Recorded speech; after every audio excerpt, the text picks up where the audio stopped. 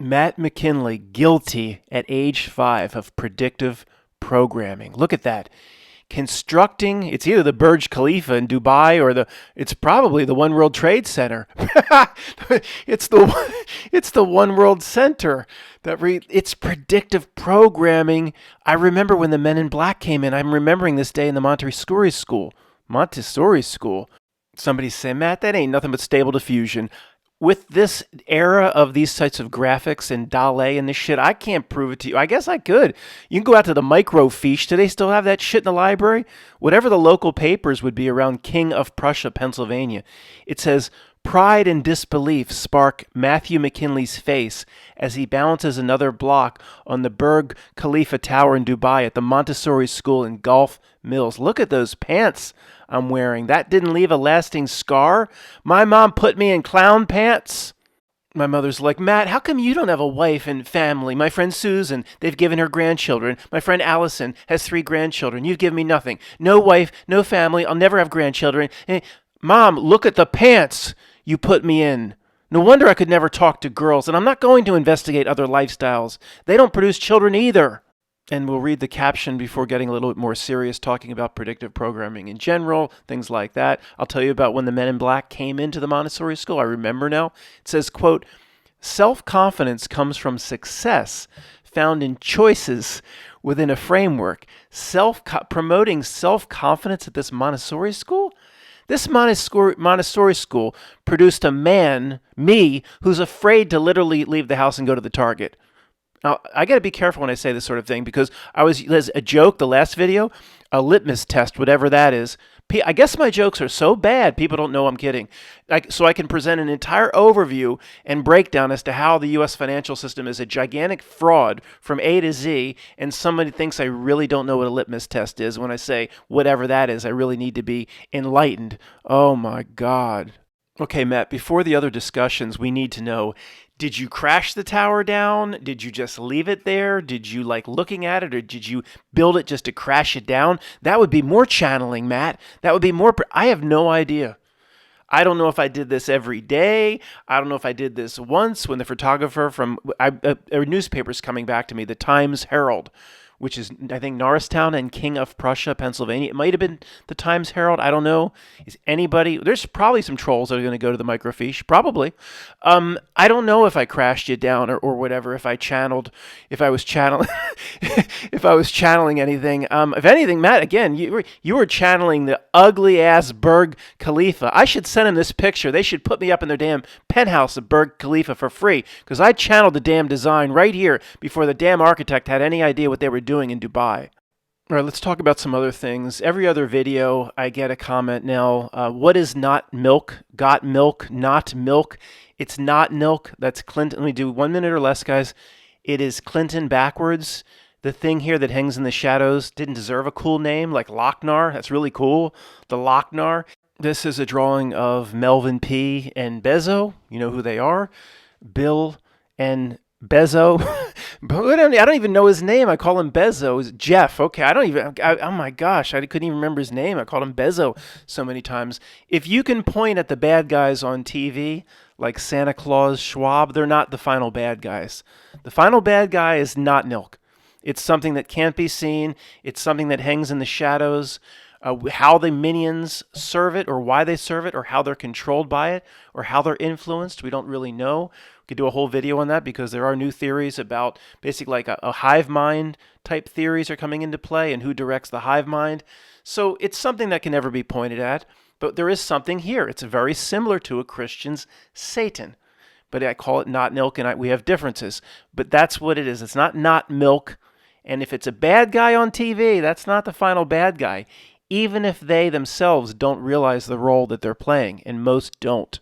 Hey, Bezos, now that we got the writer's strike in place again, Bezos, and now that we got the debt ceiling crises brewing in 20-some days, how we going to use that to screw them this time?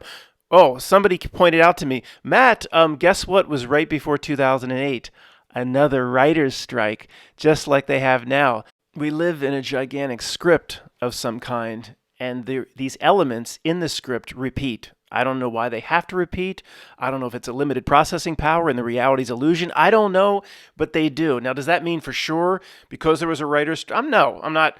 I'm not buying cans of Spam and hunkering down for a 2008 again times 10 or I don't, who knows? I'm just saying that the elements do repeat. We live in some sort of script. I guess if I owned 100 million shares of Disney stock, I'd be slightly concerned, but I own nothing but a few cats and some backup fancy feasts, so I don't give a shit what happens in terms of 2008 all over again. Sure, at some point, they're going to create the crisis and bring in the new currency. It cannot be sustained forever. 31 trillion. Matt, if they've done it to 30 trillion, why don't they go to 60 trillion? It just cannot be. It's harder to sustain, even when everything is working perfectly for them inside their Whopper supercomputers, the injection of money. It just gets harder, I would think, or everything has to be perfectly precise as you go to 31 trillion in debt, towards 35 trillion, towards 40 trillion. Of course, that when it happens, it will be a cooked up crisis nothing to panic about. They have the new system already in place. Of course they do. They have every bit of it planned out. Exactly how they're going to do that Hegelian dialectic. It's so smart when we in the truth community cite and reference the Hegelian dialectic. It's like that sounds like happy hour from Brooklyn. You guys know first day on Long Beach Island. You guys know where we go for happy hour. You got Hegelian dialectic as a drink special. They're going to do it. Big deal. They got it all planned out. Who gives a flying F? Who's next? What you want? Oh, yeah, here. Over here. 2 Tom Collins, 1 Jack and Coke, a mojito, and a Hegelian dialectic with crushed ice. What?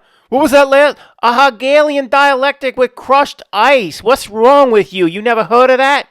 Sorry, I got to go back here for just a minute. I got to address.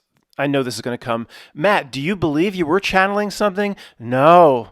I just believe I was some little schmuck playing with blocks. That's all. That wasn't a channeling? No, it's just a kid with blocks.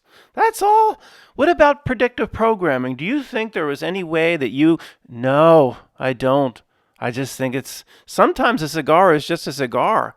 Was that? Who the hell said that? It was either Freud or W.C. Fields, or maybe it's the same character playing both roles. Now am I going to have people explain to me which one it was? The same people that tell me about litmus tests? Guys, this is pretty interesting. In past videos, I've used small segments or sampling of the Alan Parsons Project song. What is it? Games People Play. I can't even play 2 seconds of it here if you want this to load. Not even a second. So I won't sing more than 5 seconds, but you have to be aware of this song. Where do we go from here now that, I don't want to live here no more. Okay, you know the song. All right, we're going to get to that in a second because I was looking at the lyrics, but just as a little background, this is the Alan Parsons Project. And you know the song, I Am the Eye in the Sky. Well, we've looked at that in the past. Clearly, they tell you this is an ode to Sirius. Levette would say their entire astrology is based on Jupiter and Sirius. Everything creepy they ever laid a cornerstone down for in Washington, D.C. Okay, so Alan Parsons Project, this is the album cover, The Eye of Horus, but Eye in the Sky is about Sirius.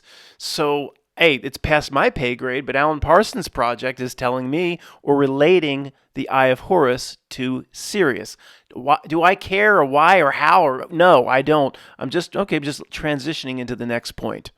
These are the games people play, Alan Parsons Project lyrics. And I was looking at these recently. The bottom paragraph chorus, games people play, you take it or you leave it.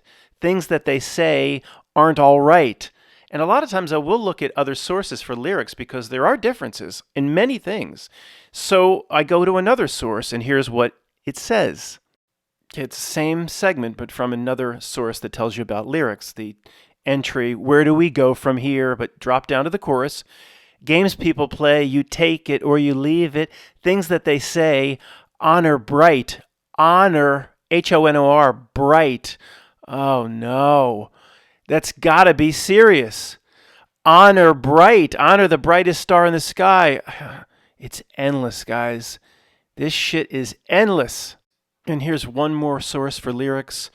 Bottom, games people play, you take it or you leave it. Things that they say, honor bright. Now remember, the first one said, aren't all right. Tickle your ass with a feather. Typically nasty weather. Things that aren't all right are honor bright. Oh, no. Because you know it is. Look at the next line. If I promise you the moon and the stars. Oh, boy. Another ode to Sirius. Just stop it. Real people like us can make our own energy. We're not always looking for things, always looking for ways and devious plans and plotting to get energy. Just look for yourself if you're a real person for energy. What's all this bullshit for all the time? Matt, you going to do breakdown on Horus? You going to tell us what it's all about? You going to tell us what your research showed? Horus, the side cut of the brain, the pineal gland, the pine cones in the Vatican, now related to Sirius to make that shit even more confusing? No, I don't give a shit what their symbols mean anymore. They can take their symbols and put them where I don't care. I don't need no symbols. Real people don't need no symbols, no gematria. We don't need that horse shit. Matt, you got update from video last week? You got update on the Maleficent dragon burning in the last presentation of the Phantasmic Festival presentation of lights in Anaheim? The very last showing of Phantasmic. The dragon burns in Anaheim. I got update. Here it is. It says below the picture, the dragon float in the Festival of Fantasy Parade at Disney World in Florida caught fire May 11th, 2018. What? Matt, you said it was just about a week ago. That one was a week ago. The same damn dragon. Sure, yeah. The Maleficent dragon. This one caught fire, and it was a different type of parade, not even the same Phantasmic festival. Here's another picture from 2018. It was one of their regular parades coming down Main Street during the day, and the damn head went up. Guys, this is what separates you and me from my friend Tony or whoever.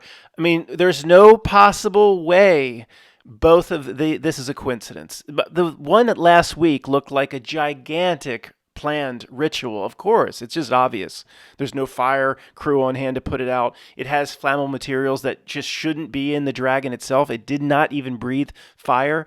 And this one's not going to breathe fire either down on people as they're on either side of Main Street with the little kids and the ice cream cones. This one didn't breathe fire. How did it happen? Look, we see how obvious this is. My friend Tony and your Aunt Jenny would just think you're one of those people. And we don't have a meeting of the minds. Irreconcilable differences. This is going to turn into like a reality discussion or presentation. There's repeating themes. Okay, so they've got this guy with a fire extinguisher shooting up. He's shooting up his fire. He probably ran out of the Club 33 or something. He's shooting his fire extinguisher up, but the same exact sort of angle from the other one from last week. A guy comes out with the Phantasmic, a much bigger show, a much bigger dragon. He's shooting like a garden hose up from the same sort of angle. I mean, even one of the commenters in the video I just looked at was like, where was the fire company? Where was the Disney fire company? On Main Street there, they don't have a little room or something around the back where they have 5 real firefighters ready to go. This is Main Street. It's not like the back corner of the park. So it's the same repeating themes in our same reality script illusion. Guys, what's reality saying here, Matt? Or why do they do? Who knows? What they understand how it works. They know the governing dynamics of how this place works. Why do they do this? I don't know. You know, it's like it just gives them away as being different than us. Always doing this weird stuff. Always plotting. Always planning. Always using the gematria. Always using the symbolism. Always harvesting the energy. Like real people like me and you, we just want to be left alone. This was one of the top comments under the video. The guy says, I'm showing it to you, he says, I was there. And here are my thoughts. Number 1, where is the Main Street Fire Department? They have water and not fire extinguishers. One guy runs out with a little fire extinguisher, something not even as good as you'd have in your basement, but it's Disney. It's a multi-billion-dollar. There's no hoses anywhere. Of course there are. For whatever they're trying to do here, whatever they're trying to project a ritual of sorts, who knows? Whatever they're trying to do, they need it to burn for over a certain period of time. They need it to burn for 3, 4, 5 minutes. They need their disco inferno. They don't want it put out in 30 seconds. That's the whole point. So they parade some guy out with a fire extinguisher that's not even as good as what they sell with a True Value and Ace hardware stores. And it's Disney. Of course they have a hose that can be brought out that anybody that can access. If you work the Disney parks, you know where these hoses are. They would have to by code. Even if Disney didn't want to, the state of Florida would. I mean, come on, this is ridiculous. They need the demonstration. My friend Tony, your Aunt Ginny, the guy down the cul-de-sac, just can't, they would never see it the way we see it. There'd always be an excuse. First off, there'd be an excuse why this dragon head burned, and then this dragon head burned, and both dragon heads burned, one in 2018, one in 2023, when even the chance of one of these happening is like 1 in a million because of fire-retardant materials. The fact the dragon's head itself doesn't breathe fire. Okay, that's something where we would not have meeting in the minds. But then my friend Tony, your Aunt Ginny, they would say, well, Matt, here's why they didn't have the hoses right away and why it took so many minutes to. There's always be an excuse from the palace guard as to how this reality works. And maybe if you're on the ship of fools in 2023, again, the ridiculous clown show of reality just makes sense.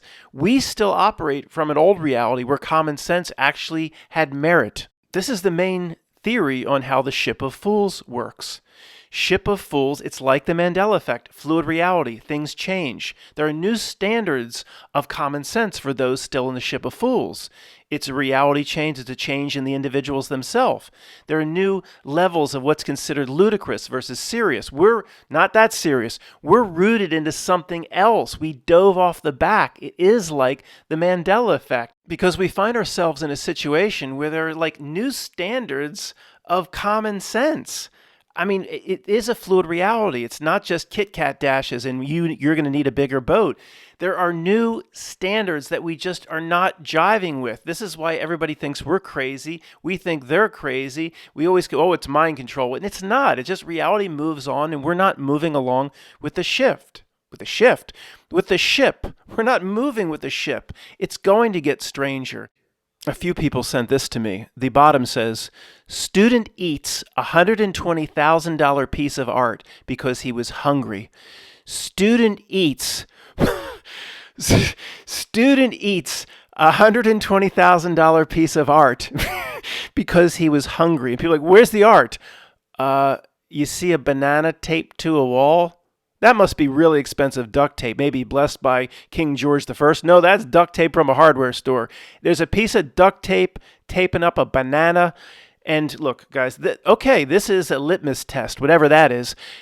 I might send this to Tony and just say, Tony, if you don't see this a little bit the way I see it, irreconcilable differences. Okay. Not that there's a banana taped to a wall. I guess we've seen modern art that's been worse. Okay, fine. That is ridiculous and almost impossible. But come on. Nobody. CNN, they're very serious, SERIOUS, in how they present this. CNN, NPR, all the major news outlets not only say that someone paid or it's worth $120,000, they claim the price went up. The price because of the incident where the Korean art student or whatever ate the damn piece of banana off the wall, now it's worth $150,000. It was just the last video where I said if somebody believes in this, they're the stupidest individual on the face of the earth. Forget what I said in the last video. This banana taped to the walls replaced it. If you believe this, if you believe somebody would even pay $5 for this, if you believe any part of this story, this is the litmus test. And thank you to everybody in the last video who explained what that means, litmus test, because I kept saying whatever that means, which means I'm using it in conversation, but I don't know what it means. The only time I've ever said that where I really didn't know what it means, the university provost, whatever that means, is that I still don't know. And please don't put it in a comment. The university provost, whatever that term is, I understand the chancellor, I understand the university president, provost. It's something between the university janitor and something that sits on the board of directors. I have no idea, but it's probably the most useless job ever created for a human being in the history of the world, a university provost. Thanks for listening.